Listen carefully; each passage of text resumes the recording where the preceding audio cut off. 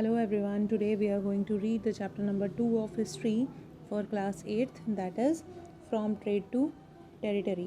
और इस चैप्टर में हम लोग पर्टिकुलरली रीड करने वाले हैं कि किस तरह से British east India company India में एंटर हुई, क्या रीज़न्स थे कि वो अपनी पावर जो है इंडिया में एस्टेब्लिश कर पाई। वही सब हम इस चैप्टर में रीड आउट करने वाले हैं, लेकिन उससे पहले थोड़ा सा फ्लैशबैक में हम देखेंगे कि इंडिया में उस समय चल क्या रहा था। तो आप सभी को मालूम है कि मुग़ल एम्परर थे औरंगज़ेब उस समय, और औरंगज़ेब जो थे उनको कहा जा सकता है that he was the last powerful Mughal emperor. तो हम कह सकते हैं कि औरंगज़ेब जो थे लास्ट पावरफुल मुग़ल एम्परर क्यों बोला गया है, क्योंकि यही थे जिन्होंने लास्ट टाइम में एस्टेब्लिश किया था control over a large part of India. तो इंडिया में बहुत बड़े पार्ट पर इन्होंने अपना कंट्रोल कर लिया था। इनके बाद जो मुग़ल एम्परर हुए हैं वो इतने पावरफुल नहीं रहे थे। After his death in 1707 many Mughal governors and सूबेदार्स and big zamindars began asserting their authority and establishing regional kingdom. As powerful regional kingdoms emerged in various parts of India, Delhi could no longer function as an effective center. तो इनकी मृत्यु के बाद औरंगज़ेब जो है उनकी death हो गई थी 1707 में, और उसके बाद क्या हुआ था कि बहुत सारे ऐसे गवर्नर्स और अथॉरिटेटिव पर्सन्स आ गए थे जो कि छोटी छोटी अपने किंगडम्स के अपने आप राजा बन बैठे थे। और अब जो है दिल्ली का उतना कंट्रोल नहीं रहा था ना। दिल्ली जो है जो इफ़ेक्टिव सेंटर थी पहले दिल्ली, वो अब उतनी इफ़ेक्टिव नहीं रही थी, बिकॉज़ जो हम कह सकते हैं कि मुग़ल एम्परर का जो कंट्रोल था वो कहीं ना कहीं चला गया था। उसके बाद by the second half of the 18th century, however, the new power was emerging in the political region of British.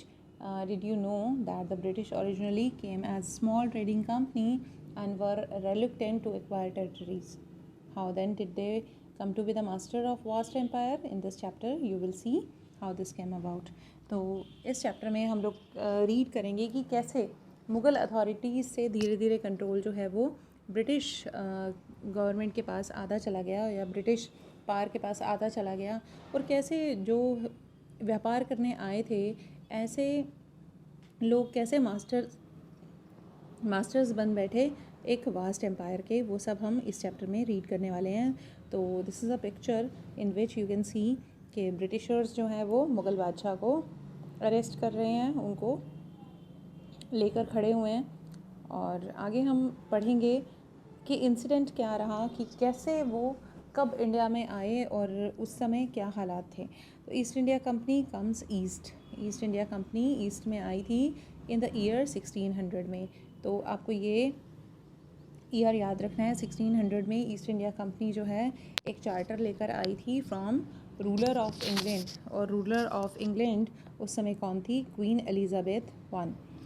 और उन्होंने गारंटी किया था ईस्ट इंडिया कंपनी को soul right.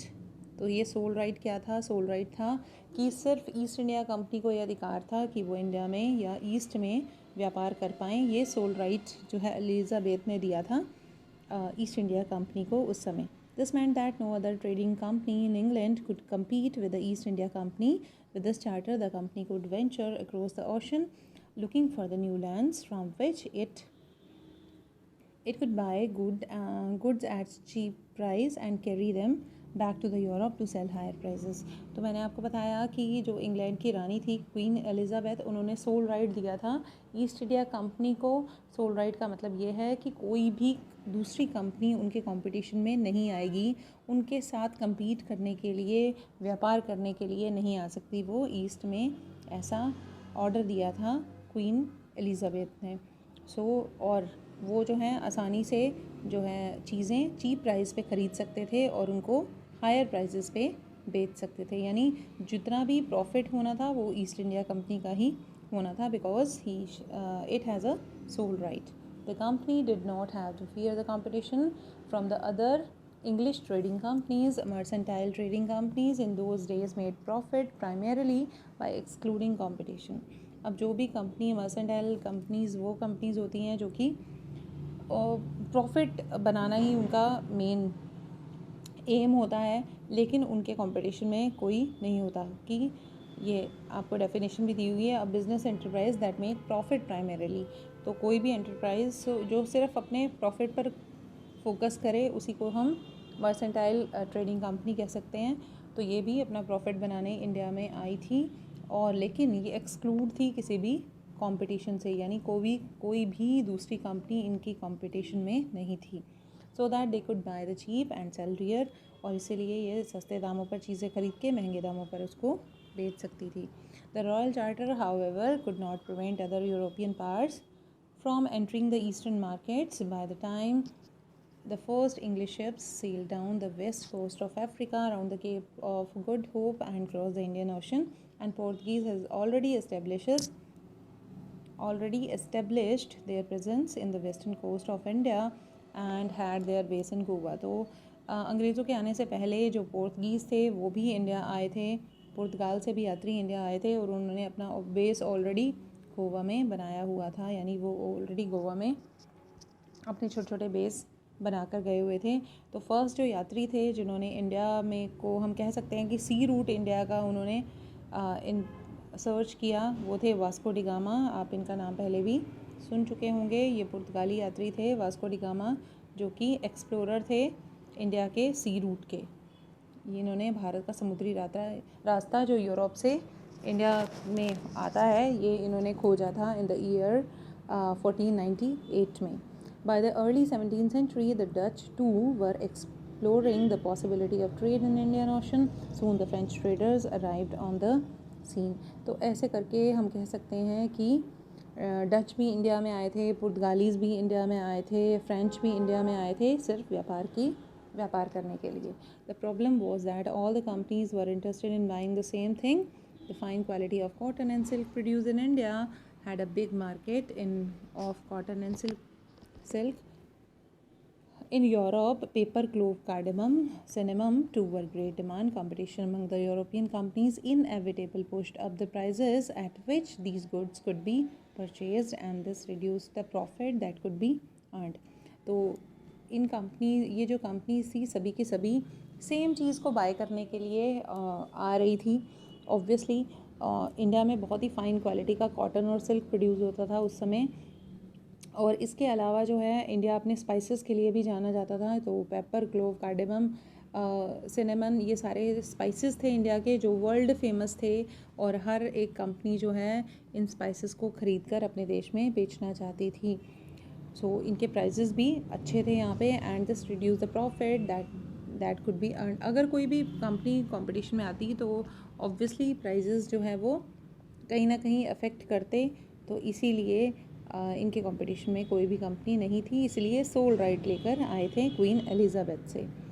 The only way the trading companies could flourish was by eliminating rival competitors. The urge to secure market therefore led to the fierce battle between the trading companies. अगर ऐसा ना होता, market secure करने के लिए कहीं ना कहीं ट्रेडिंग कंपनीज में कंपटीशन होता ही है। तो दो the 17 and 18 centuries they regularly sank each other's ship, और ऐसा भी हुआ है 17-18 सेंचुरी में कि एक दूसरे के शिप्स ही डुबो दिए हैं इन्होंने, क्योंकि वो कंपटीशन नहीं करना चाहते थे। ब्लॉकेडेड रूट्स, इन्होंने कई रास्ते ब्लॉक किए हैं। Prevented the rival ships from moving with the supplies of goods. Trade was carried on with arms and trading ports were protected through the fortification. The effort to fortify settlements and carry on profitable trade also led to intense conflict with the local rulers. The company therefore found it difficult to separate trade from politics. तो हम कह सकते हैं कि क्योंकि उनको रास्ते को प्रोटेक्ट भी करना था, कहीं ना कहीं फोर्टिफिकेशन भी करवाया है बहुत सारी कंपनीज़ ने, ताकि उनके रास्ते जो हैं कि सिक्योर रहे, उनके जो गोडाउन्स हैं वो सिक्योर रहे। तो कहीं ना कहीं पॉलिटिकल इंटरफेरेंस भी होने लगा था इन ट्रेडिंग कंपनीज़ का। तो उसके बाद हम बात करेंगे बंगाल की। East India Company begins trade in Bengal. तो ईस्ट इंडिया कंपनी जो है वो ट्रेड कर रही थी बंगाल में, लेकिन ये टॉपिक हम पढ़ेंगे नेक्स्ट वीडियो में। Till then bye bye. Hopefully आपने यहाँ तक चैप्टर को अच्छे से समझा होगा। Thank you very much for listening me.